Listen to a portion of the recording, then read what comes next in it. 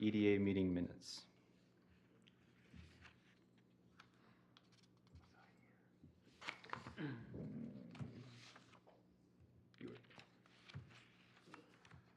I'd like to make a motion that we approve the June 20th, 2022 EDA meeting minutes. I'll second. Motion is seconded. Any discussion? Hearing none, I'll take a vote. All those in favor? Aye. Aye. Opposed? Motion passes. Minutes are approved. Item 4, Midco project discussions. Thank you, Tom. The East Bethel EDA received the presentation of the City Broadband Gap Analysis Report from Finley Engineering at their May 16th, 2022 EDA meeting. The city commissioned this study to identify broadband issues in the city and options to improve this service. Major points of the presentation were, surprisingly, only 188 locations by FCC definitions were identified as currently without any existing broadband options and were not on any short-term plans for service extension by internet service providers. However, the FCC definition of being underserved or served is flawed in that if one home in a census tract is served, the entire unit of that mapping area is considered as served.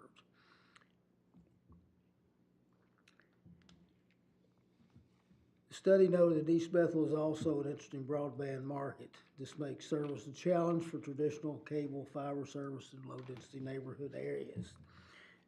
Estimated cost to upgrade and provide new service in the city would be approximately $44 million. And the study's conclusion was that it would take a significant amount of grant funding to make this work. And it's highly doubtful this level of grant funding would be available in an acceptable time frame. As a result, certain areas in the city may require other technologies rather than fiber to the premises for service. Based on staff's discussion with Minco, there may be projects that could be considered as a type of public-private partnership venture in 2022 or 2023 that would be eligible for American Rescue Plan grant funds. Midco has provided costs for these projects and they're included in attachment 1 in your packet. These service areas are the Jenkins-Briarwood area, which would serve an additional 25 homes, the Gopher Drive area, which would serve an additional 7 homes, and the 222nd Street area, which would serve approximately 24 homes. Should the city apply and be approved for this grant, the source of the matching funds would need to be identified and an assessment or other fund recovery procedure would have to be established to reimburse the city with direct costs for the match. For all 3 projects, 56 homes could be served and the aid to construction amount from the city would be $128,000. Of this total cost, the county grant would cover half this amount and the city would be responsible for the remaining $64,000. Staff has also discussed extension of service to 5 homes west on Klondike Drive from Edison Street as a possible project, but it was not included as a project for 2022. Based on the residents' response from a city request to locate areas of internet service issues, other underserved and unserved neighborhoods that have recently been identified are Johnson Street between 237th and 241st Avenue. There are 2 homes that did show very low upload-download speeds that met the qualifications, and there are potentially others on this street that fall in the same category. Klondike Drive is extreme. It was previously mentioned before, would be 5 homes.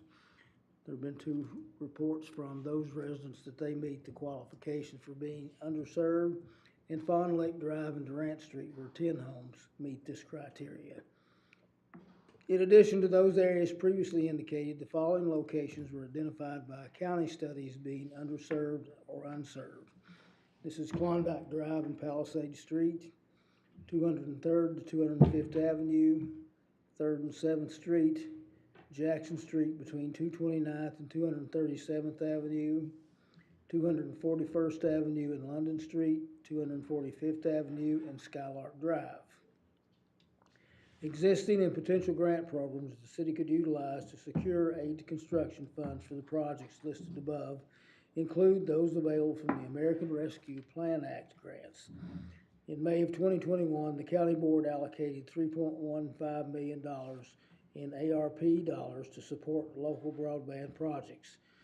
The highlights of that program are $150,000 is allocated to each municipality in Anoka County. If a municipality doesn't use it, those funds can be turned back in and used by other localities. These funds must be spent prior to December 31st, 2023. In the recent state legislative session, a border-to-border broadband development grant program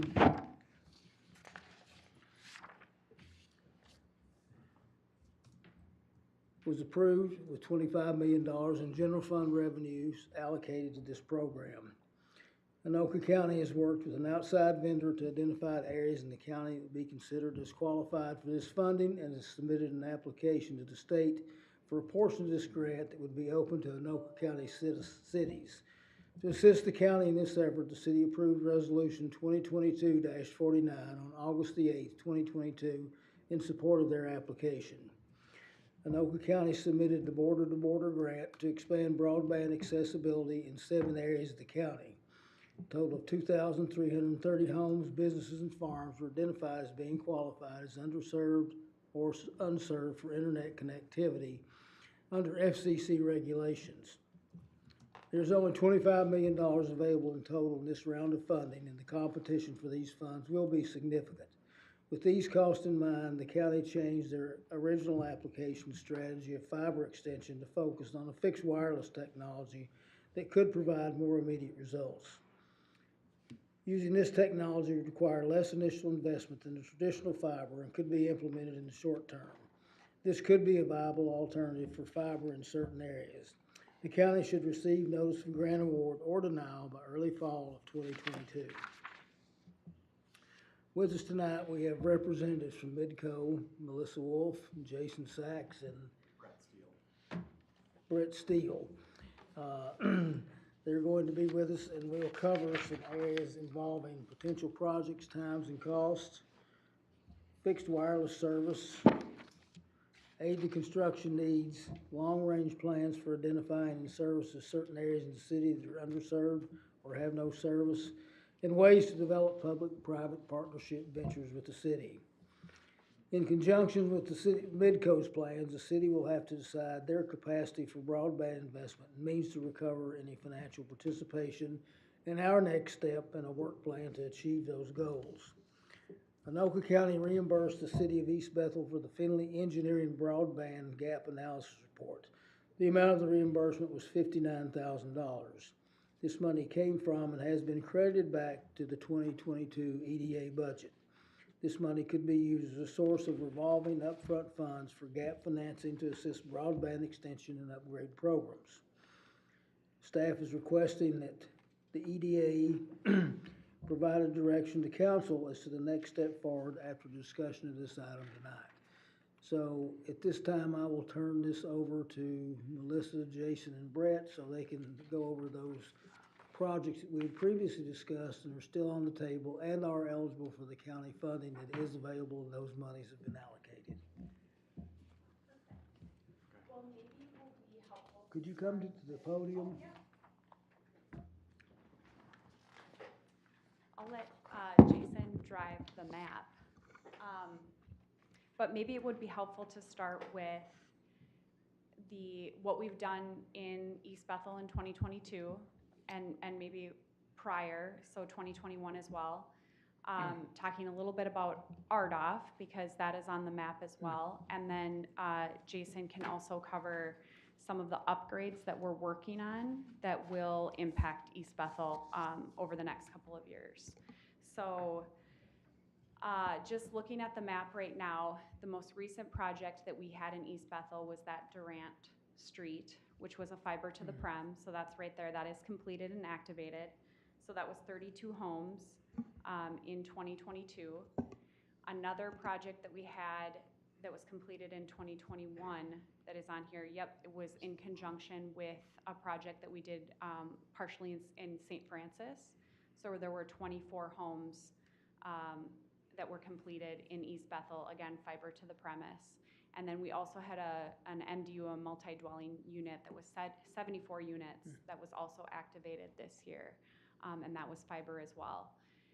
On the map, you'll also see our green RDOF areas, which I think, Jack, you sent the broadband study, and that was mentioned in there. So Midco did participate in that Rural Digital Opportunity Fund, or RDOF, application, and we had a few areas in East Bethel that we bid on and won. So I want to say it's around 30 locations, so not a huge number, but those green areas are RDOF areas. Those will be served wireline fiber to the premise, and we have a tentative schedule for those areas of 2023 by our regional team, but that is very tentative at this point. One of the things that we are seeing, especially this year and across all industries, is some of those supply chain issues and contractor resources. We're certainly,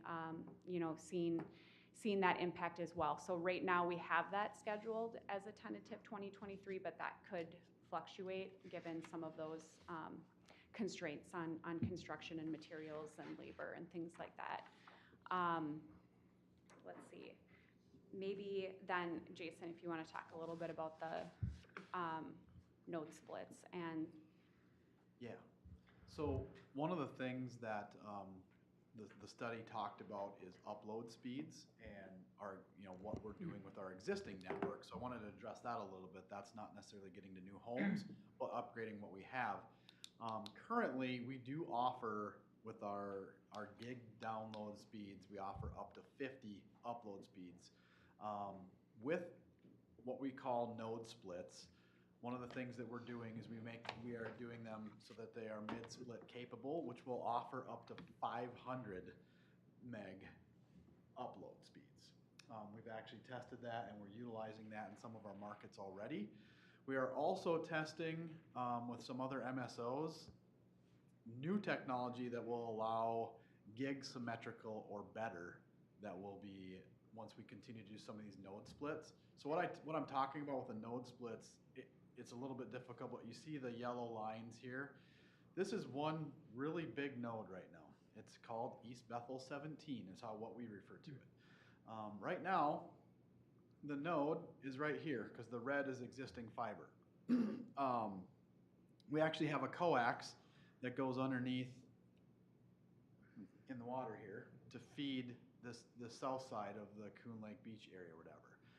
If you see the blue line, that's something that Midco is paying for to extend fiber all the way out and around the county park and back in. Obviously, it comes through the Columbus area, but back into East Bethel. And then we will actually be turning one node into 5 nodes, which is essentially prepping it for those gig symmetrical speeds in the future, which could be a few years out before we get to that point. But that's things that we'll continue to do over the next few years, is continue to upgrade. We've also got an area up by, I think it's Fish Lake? Was that? That was right? Yep. Yeah. So up in that area, we are also upgrading 3 of the nodes up there that will also have the capability of up to 500 upload speeds, which is a thing that a lot of people are starting to talk about. The federal government requirements are 25 by 3, but they've talked about moving them to 100 by 20, but we can easily meet that throughout our entire network in East Bethel right now today. And the areas that we are doing fiber to the premise, like I mentioned, on that Durant and all of our RDOF areas, the project that was partially in St. Francis, that's all fiber to the premise, so that is capable of 5 gigabits symmetrical. So 5 gigabits down, 5 gigabits up. Every future project that we do that's wireline will be fiber and will be capable of those increased speeds, but also that's making sure that we're getting our fiber deeper and deeper into our network in these areas that were traditionally HF systems. Jason, I've got a question. So the fiber going around the Coon Lake area, the park down into the beach is in. What's that? It's in. It's going in. Well, I know. Well, I've traveled that area, and I've seen. They I don't know if actually- they're completed 100%, but I've seen them working on it. And Yep, that's a project. That's a this year project. What you've Okay. probably seen is the duct is going in. Okay, One of the last steps is blowing the fiber into the duct, okay. which is why it's still blue on our maps right now, because Okay. it doesn't actually exist All right. in the conduit yet. How about you've got the project going up to Durant at 209th, to 213th, there's a new development up there. You also ran west on 213th to put the ductwork in, I believe. There's a new development going in there on 213th, is it what, how many lots? There's 40 acres? 16. 16 homes that are gonna be going in there, so. Just go west a little bit to that long, one, east now. Right in there is That south house. south. Which will be perfect, because we've got a splice point right here, so Okay. we can easily hop into that development, All right. so. And if Thank you. if you guys are aware of developments, making us, keeping us in the loop on any future development or anything that's coming down to the city council that will be approved, the earlier that we know about that, we'll let our teams know so that they're aware and can hopefully get in when development is actually happening, when construction is happening on those developments. Usually we work directly with the developers. Yeah, The we'll council- work- Yep, you can certainly send it to me or Jason, either one of us, yep, Yeah, and we the- can get it to the correct person. The Yep. council just approved a final plat of a 43 lot development, so. Okay, that would be perfect. Maybe I'll That's loop in back that with area or you, no? Jack, on that. It's in be the northwest corner of East Bethel. Okay, perfect. Okay. I'll loop with you. I know last time we were here, you had mentioned a couple of, possible developments. I think Viking Golf Course was possibly one of them. So, and yeah, anytime you guys have developments that are happening, let us know. And we'll make sure we'll get them to the right team. Thank you.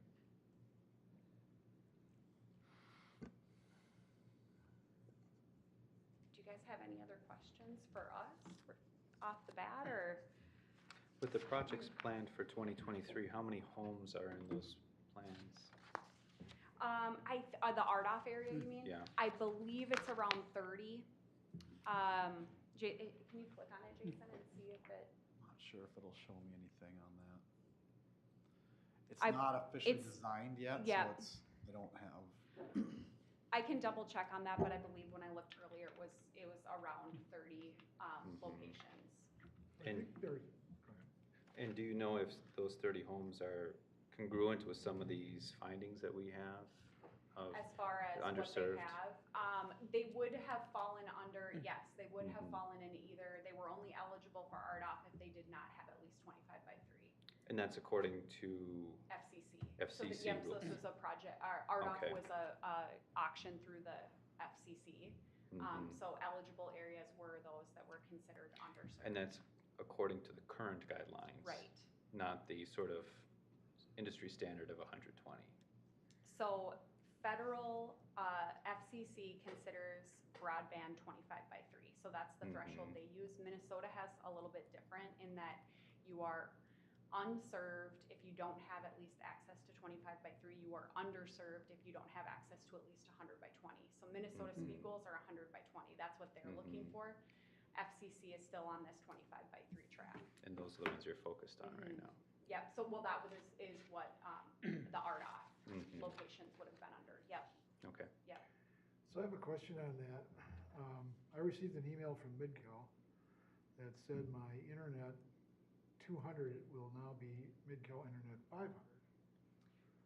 We did just upgrade our speeds. What does that mean? That means you're getting faster speeds. I know, but I did a speed test before I came to the meeting tonight, and my download speed is up by 3% from 52 to 54.9. That's download. The upload speed is increased, but not the download speed. So I'm wondering, when you send an email out like that, you should probably make a definition of what the 500 is compared to the 200, because if I look at 500 compared to 200, I got 2.5 times more. Just the 500 divided by the 200, but that's not really what happens, so just a heads up. Yeah, absolutely. I don't know, I guess I'm not understanding, because you should be getting, This is Up what to I got. 500. Jack, could you give him a copy of what I gave you? Yep. Yeah, your speed should have increased by more than double. Yep, and that's exactly what we did across our footprint. It should have increased by more than double. If you're not getting close to 500, then we would need to take a look at. Well, it's your potential- equipment Yep. that's in there, so I Yep, don't know. if that's your what I'm saying. equipment- We may need to take a look at it. There could be a potential problem, but if you're testing wirelessly, that's also gonna be part of That's the fine. issue. It needs to be a wired test. Okay.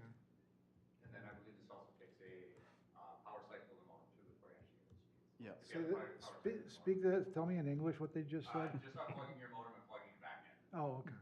Yeah, turn it off, turn it on. Yep, power cycle. All right, well, I can do that. I'll let Jack know.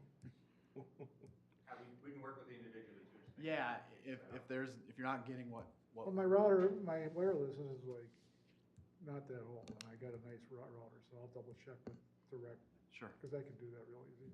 Okay. Thank you. Listen, I had a couple of questions. You know, we discussed the three projects that I mentioned in the preliminary report to this agenda item.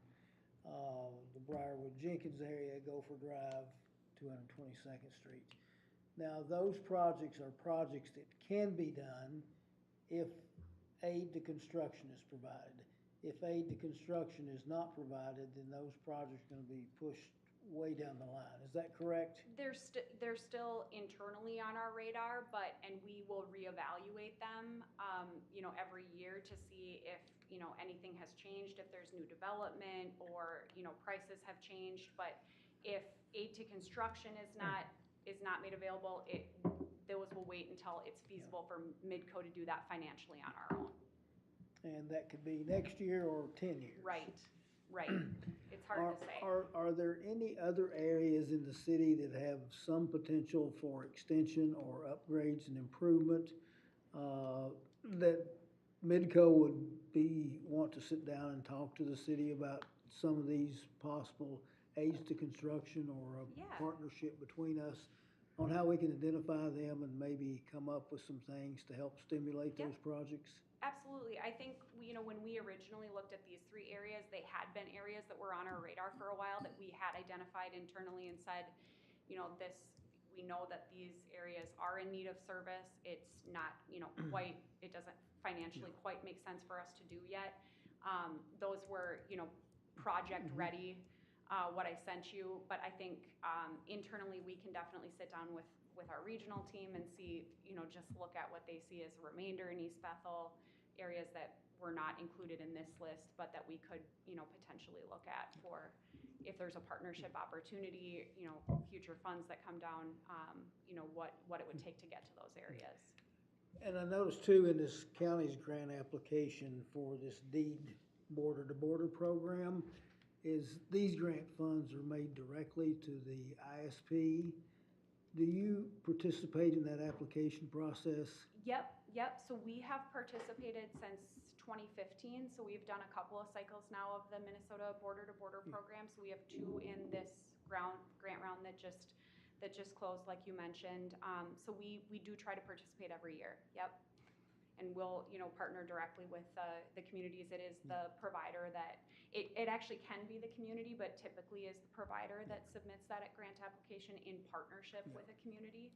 So some of the things that are really important when you're submitting a state grant, especially now just given the ARPA funds, is they do prioritize areas that have a local match, but also just letters of support. Yeah. They want to make sure that it's not an area just that the provider wants to be, that it's an area that the community wants that provider to be. So they've really put an emphasis on, letters from just residents or businesses in the area that want that provider to expand and to receive that grant. So those are things that, when you work in partnership with a community that are kind of on the local community to help, coordinate those efforts with the provider that's submitting the application.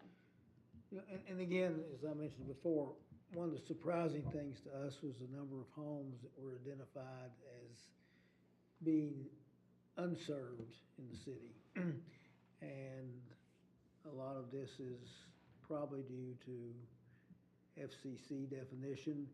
in the way they look at things. If one home in a census tract is served, and they consider the whole tract being served.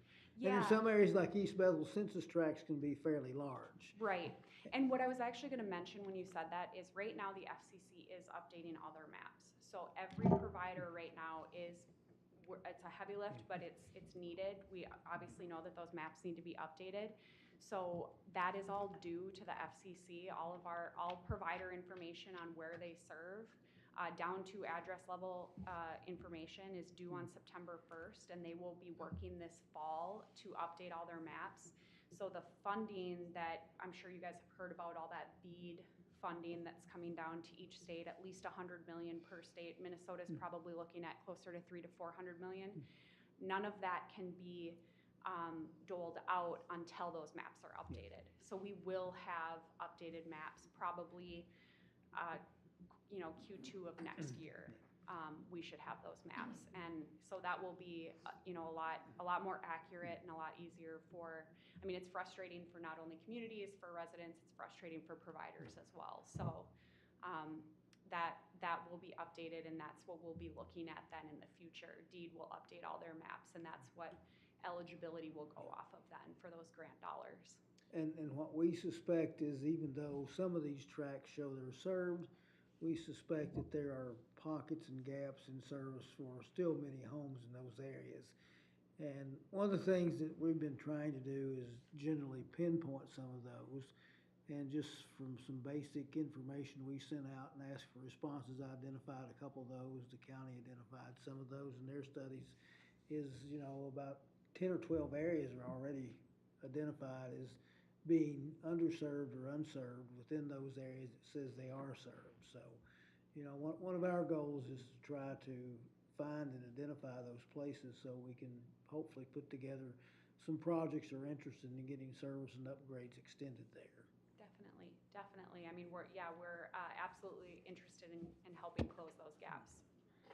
Who will have access to those updated maps? The FCC will publish that, and so that will all be public information. They'll have FCC maps, but then each state will also receive it. And I'm assuming that then Minnesota Office of Broadband Development will update their maps based on the FCC maps. So they'll kind of work in coordination to get state maps updated as well. Okay, so it'd be available, I'm assuming next spring. no, just where would it be available? On their website. Minnesota Office of Broadband Development has an interactive map of Minnesota on their website. So that's where that will be available. Okay. And that's what their program is based on, off of their map. So. All right, you write that site down, Jack? Yeah, and I've got it too, and we'll work with Kevin Rowe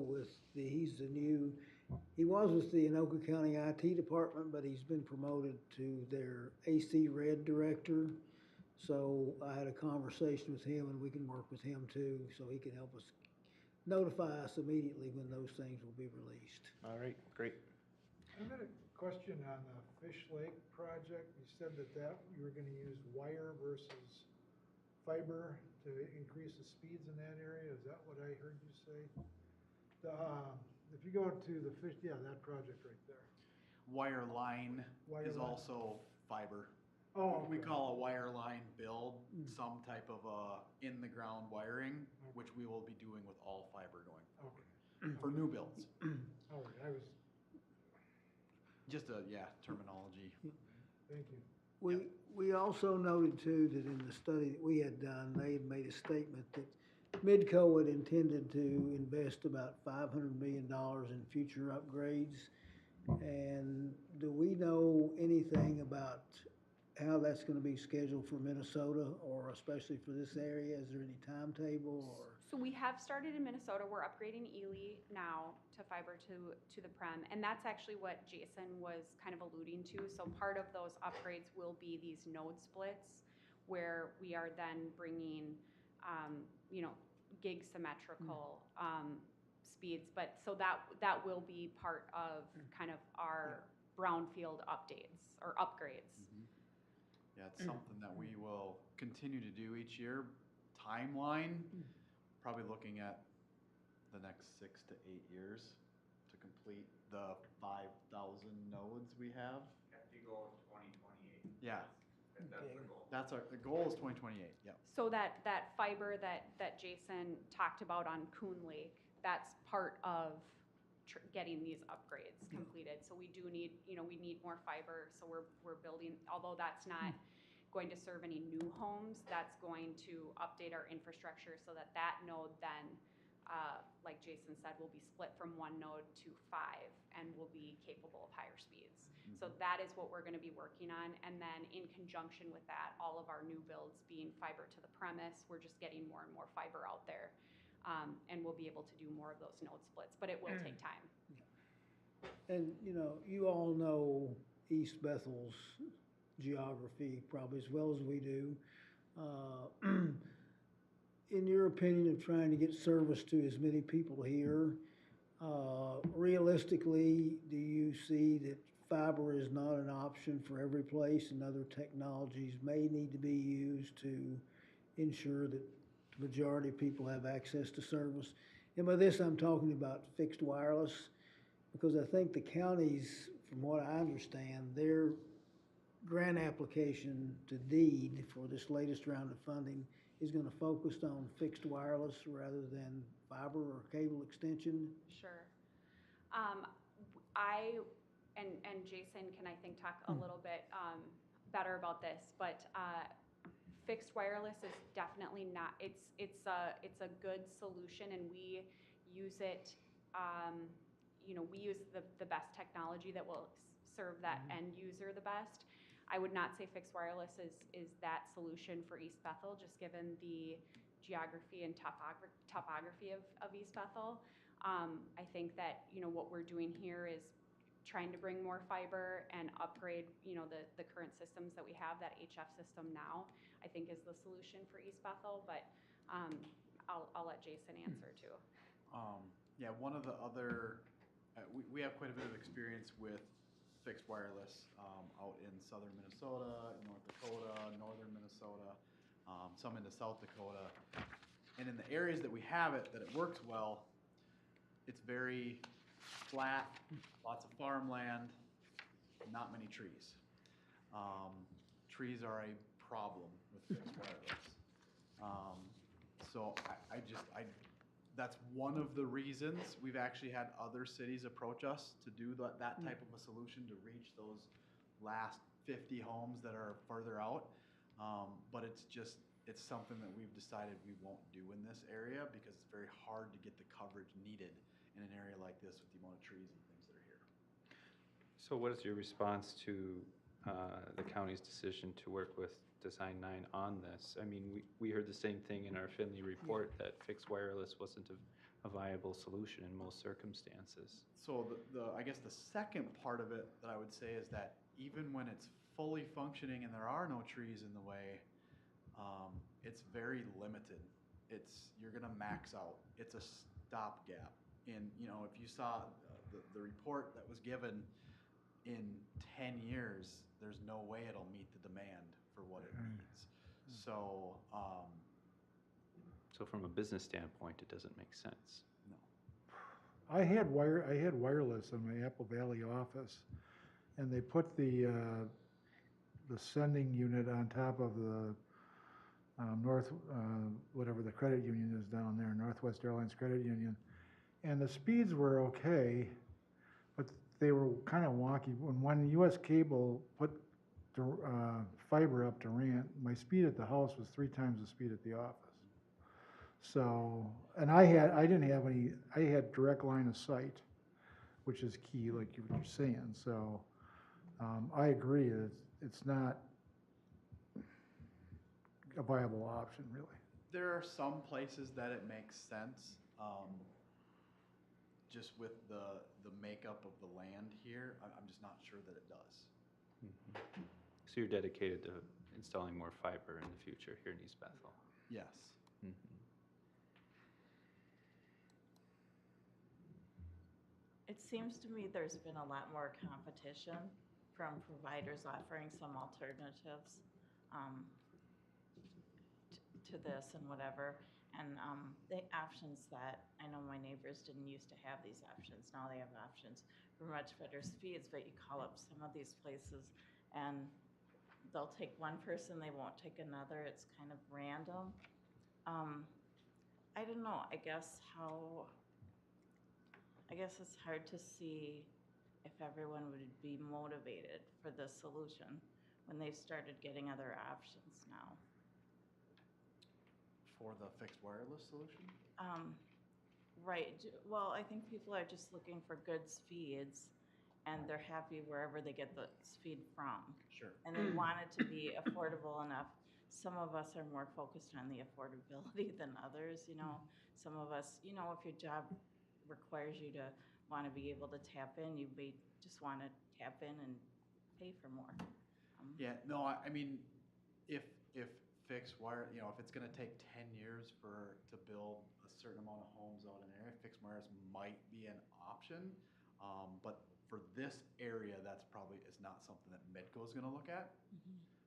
We'll gladly provide the fiber backbone to their tower. We do that all over the place, so.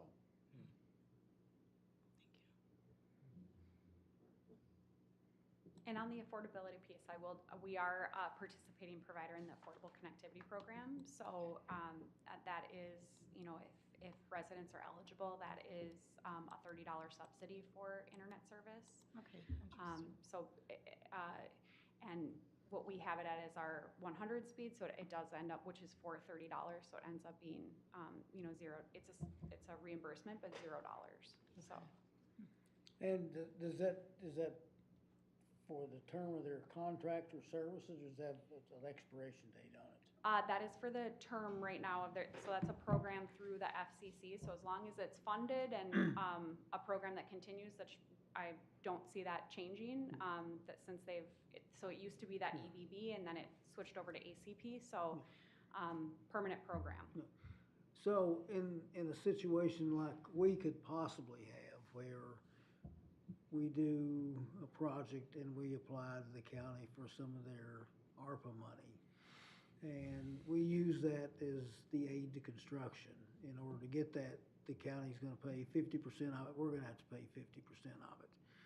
So the 50% that the county pays, and let's assume, say, that was assessed back to the property owners that benefit from the extension, would this program be applicable to cover what their assessment cost would be, not to exceed $30 a month?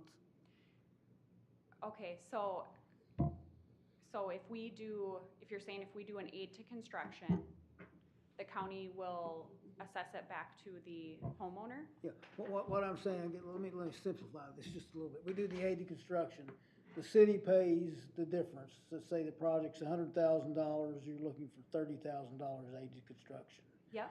So we sign the agreement, we pay you $30,000, you put the project in.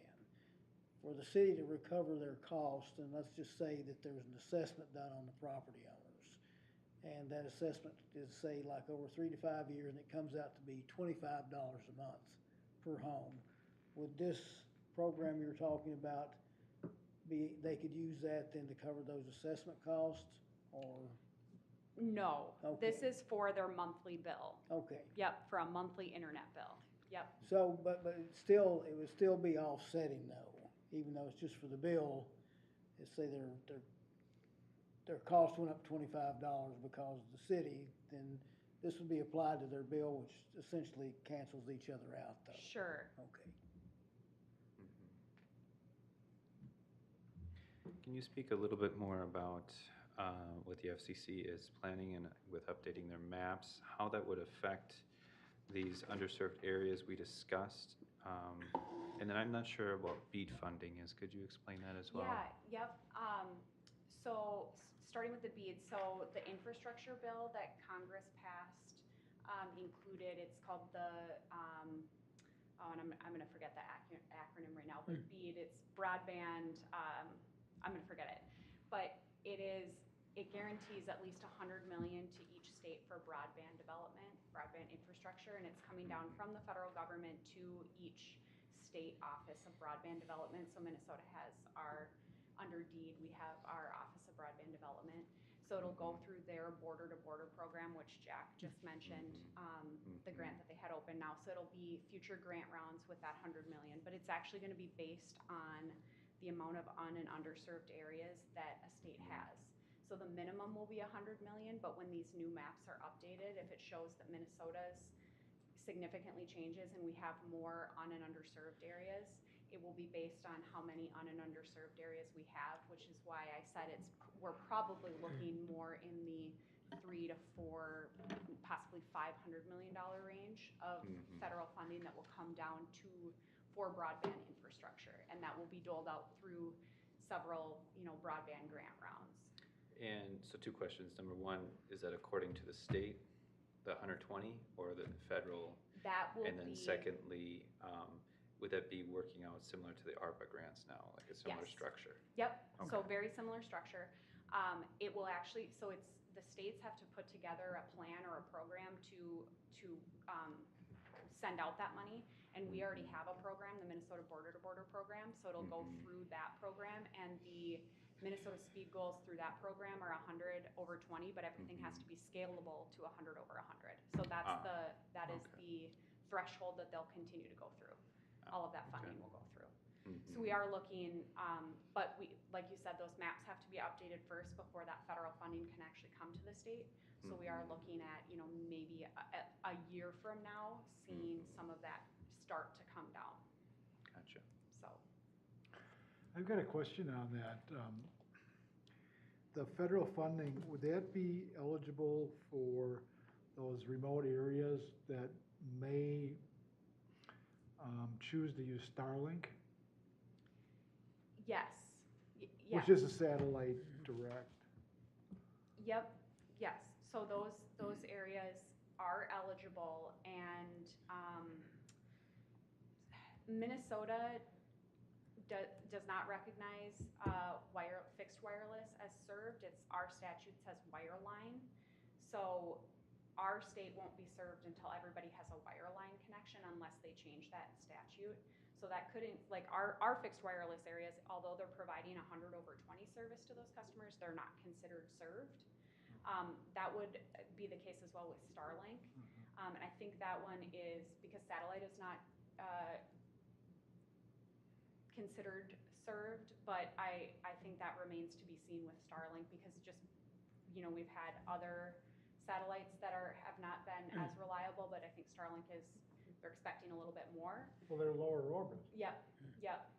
So it kind of remains to be seen what will happen with Starlink, especially given that they did participate in the RDOF auction, but then they just were rejected by the FCC. That's a whole nother, not to get into the weeds, but so I think that just remains to be seen. But I think the bottom line is Minnesota's statute says that you're considered served when you have wireline access. So that's what they'll be looking to do. So would that be a stopgap for those areas that, potentially are 2 years, 4 years, or whatever timeline are out? Like Catherine, I don't know if you've considered Starlink or not, or you've investigated it. I think what we've investigated is right now, it's not that functional yet. Okay. Like in our area and with all the trees and all this kind of stuff, it's not that functional yet. As far as I know. One of the big things with Starlink right now is the cost to start is a big deal, because it's $500 to purchase the equipment. And then on top of that, your monthly fee. And that's not waived for any subscriber that I'm aware of, so. Well, that's why I was wondering if some of the subsidy money could offset. I'm gonna say probably not, being that Okay. FCC just essentially pulled any RDOF funding from them. I don't think there's like trust in them yet. And I don't think, I think while they want to promise people, responses and service, I don't know that they can yet. So. I thought are they out of beta testing? They are out of beta testing? Okay, They are out of beta, but they do still have a pretty limited capacity. sure. Waiting list. Well, they did really good getting all our satellites over Ukraine for all the internet. Right, things. right.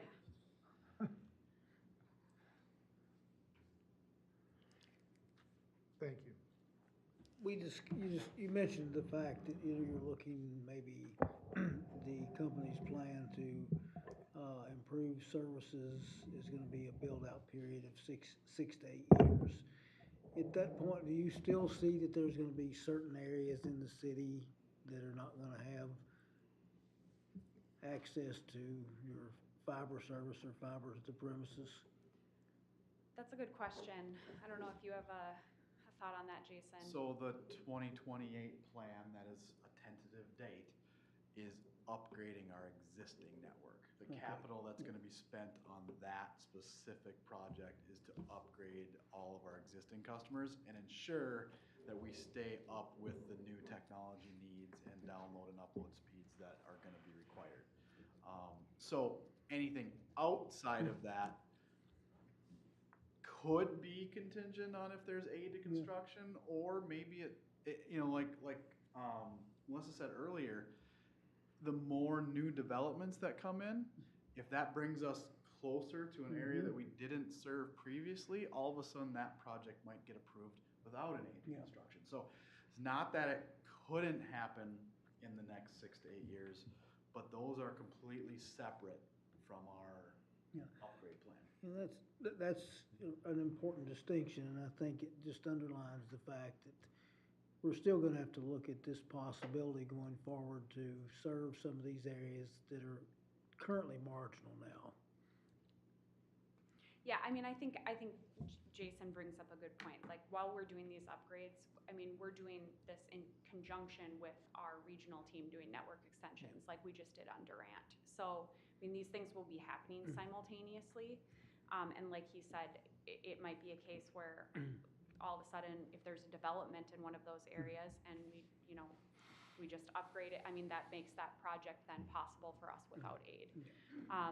So I think, focusing on the areas we know that there are homes now that are un- and underserved that we can look at now with aid to construction is the best route versus, thinking down the line, but.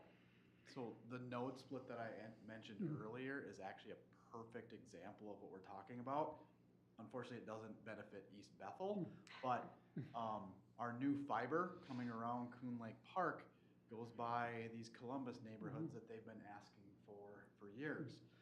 It's not guaranteed because we still have to put costs together for that, but now that we actually have fiber close to there, it's a potential option. So things like that can create opportunities that now make a development that wasn't really in our cost structure possible because now we've got fiber closer to it. With your records, do you have indications or some ideas on which areas in the city are really currently underserved or unserved with the FCC definitions of that?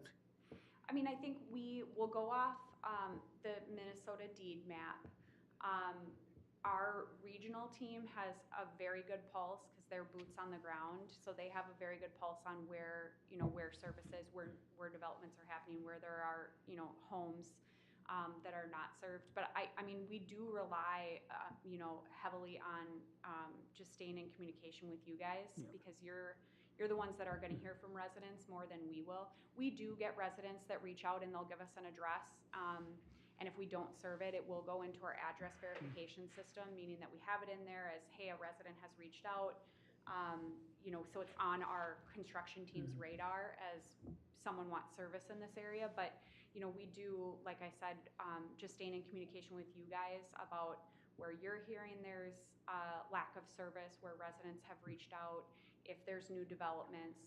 So, I mean, we welcome that communication and kind of collaboration with you guys because it definitely helps us. I mean, we can't be on point in every city that we serve in. So hearing from you guys is very, very helpful. I use the term public-private partnership rather loosely. I think most places look at it more as if you're gonna do a huge project. I think we're looking at it right now at this point in doing extension to certain areas that, maybe 20, 30 homes or something like that. What do we need to do to work with you to try to facilitate these and be able to establish those lines of communication so we can see what's going on.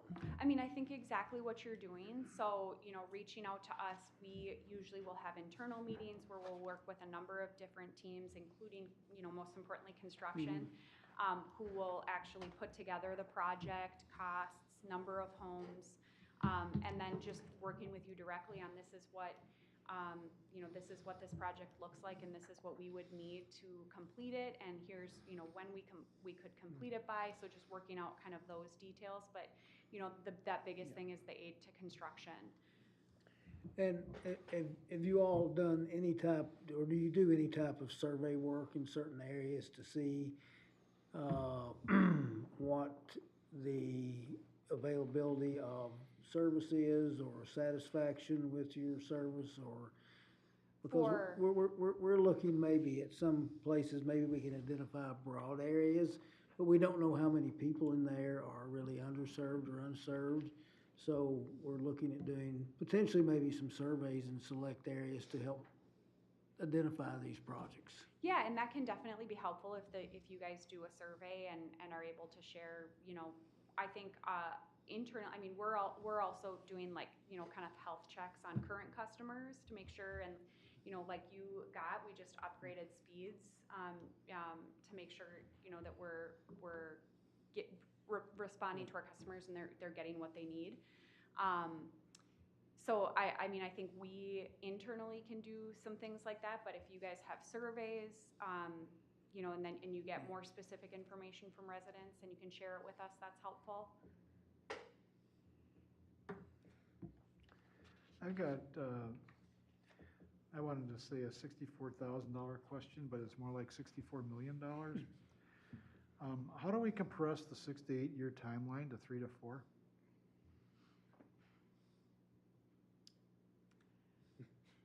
Actually, I can answer that. It's honestly, with what we've seen over the last couple of years with supply shortages and labor shortages, normally we would have said money. Money won't do it. There's a lack of resources and a lack of people to do that amount of work, which is why we have the timeline set the way that we do, and we're really hoping we can hit it. It's going to be tough. We've had to push quite a few of our expansion projects into new areas out further than we would have liked to because of supply shortages and things like that. So there's really, unless you can find us some new manufacturers making equipment we need, we're pushing the timeline about as quickly as we can. Let me ask you a follow-up question to that. So in the grand scheme of things, with some of the larger corporations that are in the same business and competing with you, do you fall down the pecking order in terms of getting equipment because of your size versus another company? I know that, for example, D.R. Horton is getting windows and siding over an individual who's building 3 homes. We don't really have that problem because we are partially owned by Comcast. So we have one of the biggest MSOs kind of helping us with that piece. Right, thanks.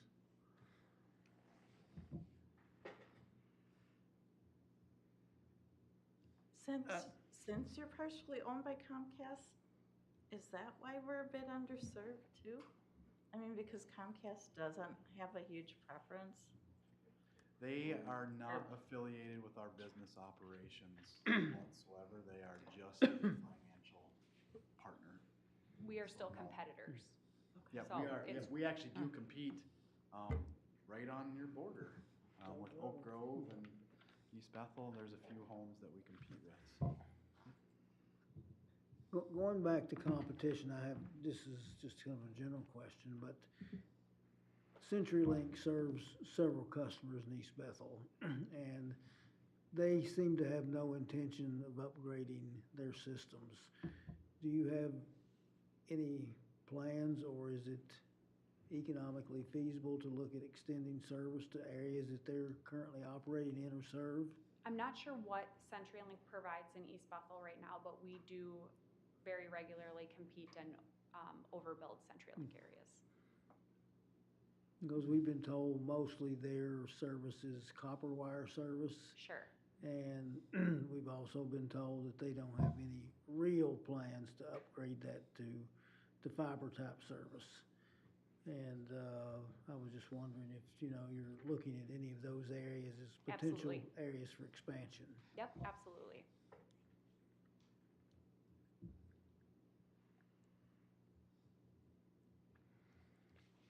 So I guess my final question is, after this, and would it be possible for us to set up a meeting kind of at a staff level? Yep. At some point here in the short term? And we can lay out some things maybe that the city or the EDA directs us to do, so we can maybe start working on those. And Yeah. we want to work closely with you, and everybody we've talked to, I've always told them that this group that we're working with Midco has been a pleasure to work with. They're very cooperative, and I think that they're in the business to get things done. So I personally want to thank you for all that you've done, for showing up at these meetings, and you've been very helpful, and we look forward to working with you. Well, thank you. Feelings are reciprocated. It's been very helpful, like I said, when you've shared information and, what you hear from residents. That's definitely helpful from our side, and we're, always willing to sit down and talk with you guys and see what we can get done for sure. So absolutely, we'd be happy to. And I would love to have this discussion be kind of a yearly thing. Sure, For between the EDA and Midco, just to Yep. come in, update of projects that have been done, look at upcoming projects, what will be done, just so that we have that communication between the city and Midco. Yeah, that'd be perfect. Absolutely, we can do that. Well, thank you guys so much. We'll be in touch then, Jack, if you just want to reach out, and like I said, if you guys hear from residents, if you get addresses different, feel free to send it to either Jason or I. So thank you. Thank you, Melissa, Jason, Yeah, and thank Brett. you. Thank you. Appreciate it.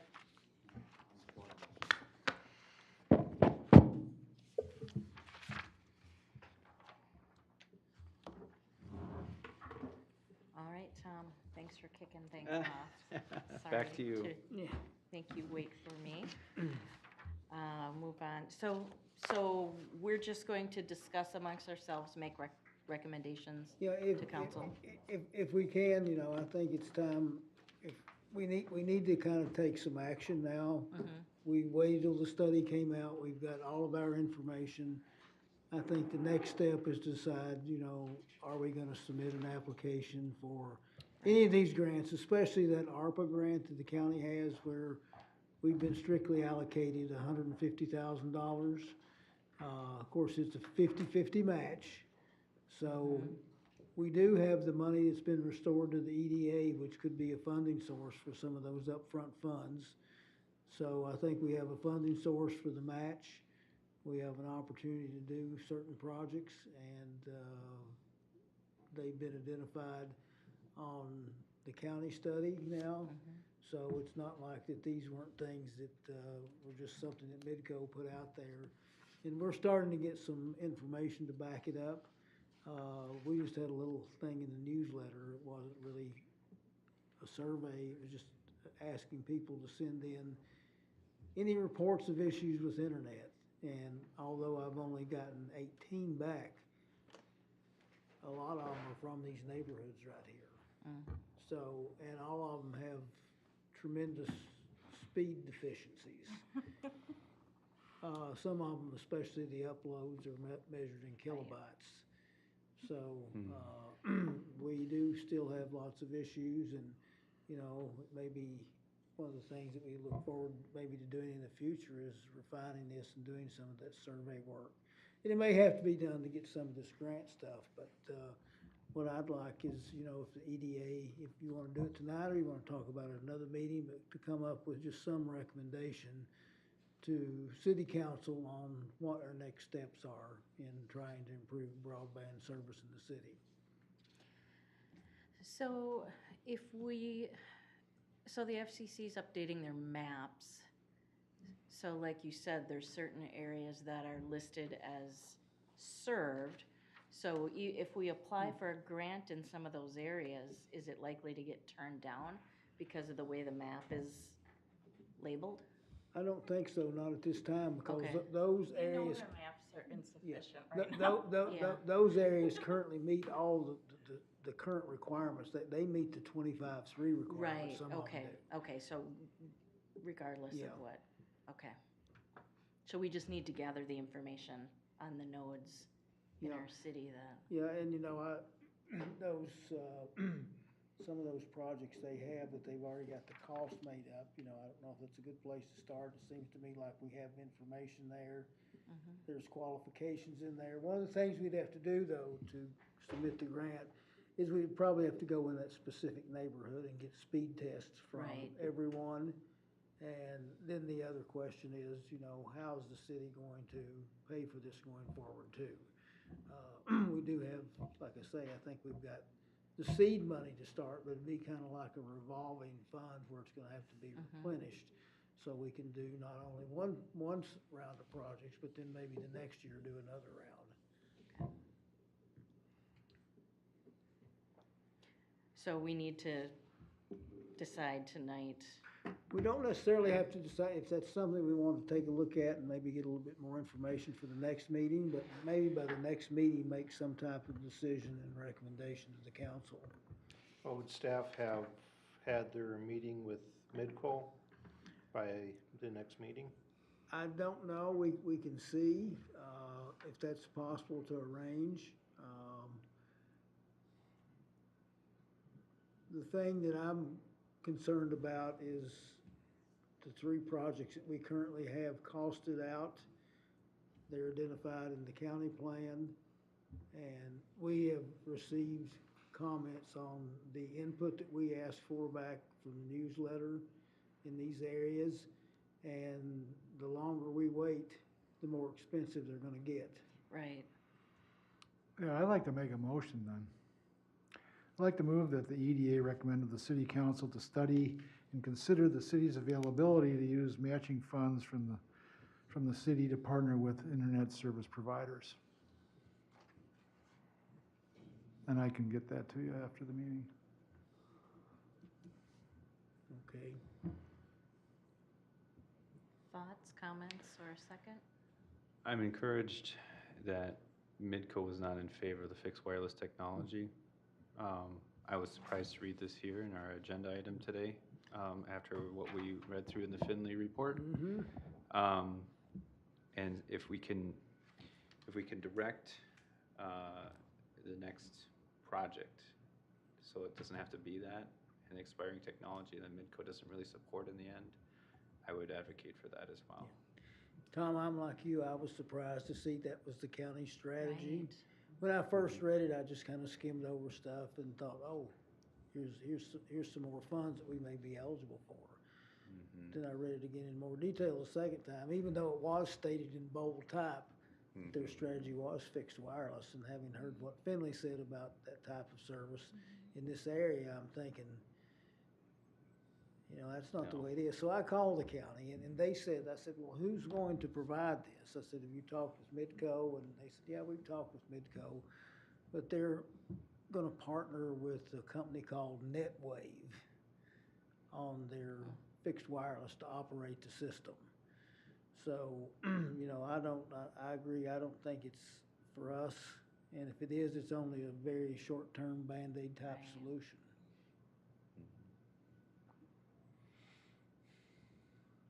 Is there a second to Dan's motion?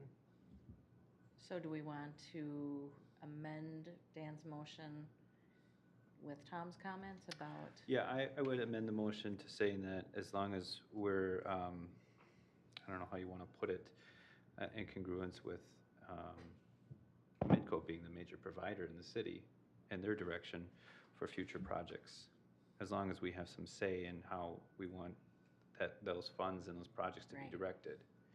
I'm concerned that they would prioritize certain areas over what we would prioritize.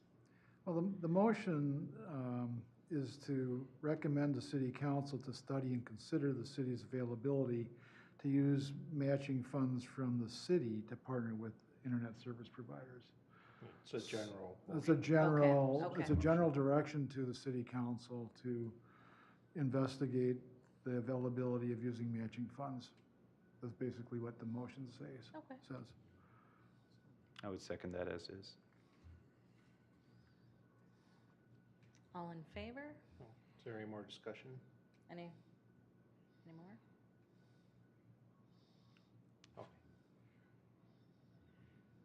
Okay, all in favor? Aye. Aye. Opposed? All right, motion carries. All right. Moving on to item number 5, business activity review. All right, just a quick update on some things we've been working on in-house. Elevage, the planned unit development down on the southern end of the city. I've been in contact with the developer, and he has updated the marketing plan and the study. And when did we talk to him? About a week ago. And his plan is to have the concept plan for the development to hopefully be placed on the September 27th Planning Commission meeting and then on to City Council on October 10th. Then we have Prairie Hills subdivision. It's at 213th and Tippecanoe.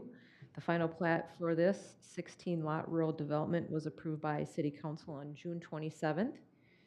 In Whispering Aspen 3rd Edition, planned unit development on 241st Avenue and Pierce Street. The final plat for 43 urban single-family lots was approved by City Council on August 8th. We have Stone Group Commercial 2nd Edition. This is also planned unit development. It's on 209th Avenue and Highway 65 where the Dollar General store is. They have submitted a preliminary plat PUD for 5 commercial lots. The public hearing will be held on August 23rd at Planning Commission and on to City Council on September 12th. And also Washi Commercial Finishes located at 21335 Aberdeen Street. This is an existing building, business that the building was constructed in 2004. It's offices and headquarters for a commercial painting company that designs and develops tools for the painting industry. Currently, there's 40 employees. The business has outgrown its current facility and would like to purchase the land east of them to construct a 7,200 square foot building and then have additional parking spaces. The additional outdoor storage, it isn't for materials, it'd be for parking the work trucks there. The expansion requires a conditional use permit amendment. This public hearing also will be held on August 23rd at the Planning Commission and on to City Council on September 12th. And we also have the Holiday Station Store site plan review at 1341 187th Lane Northeast. It's the existing Speedway site.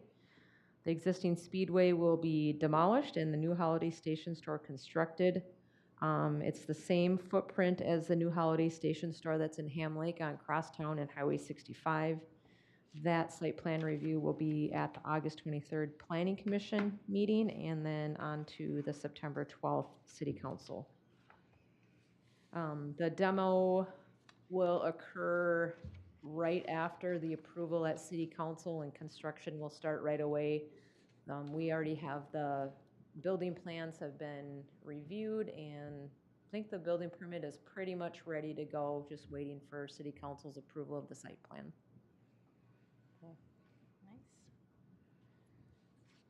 And then building permits, we've also issued 15 new home building permits as of July 31st of this year.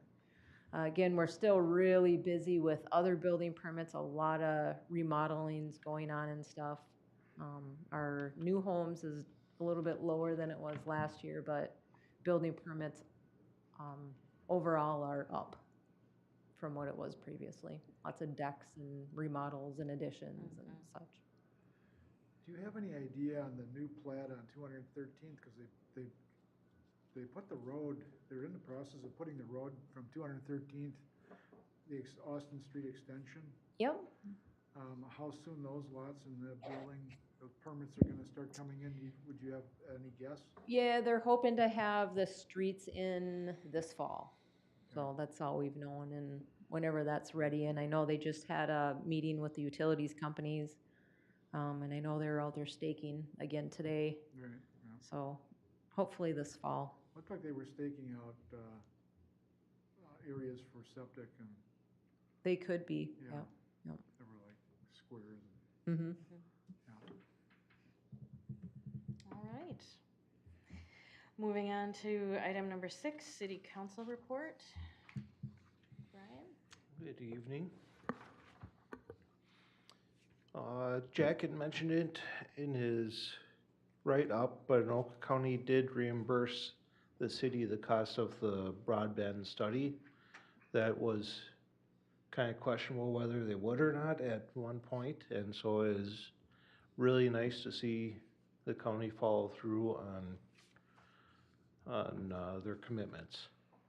So I really wanted to That's great. thank the county for that, and it's a nice boon for East Bethel so that we have some extra funds to put towards our projects.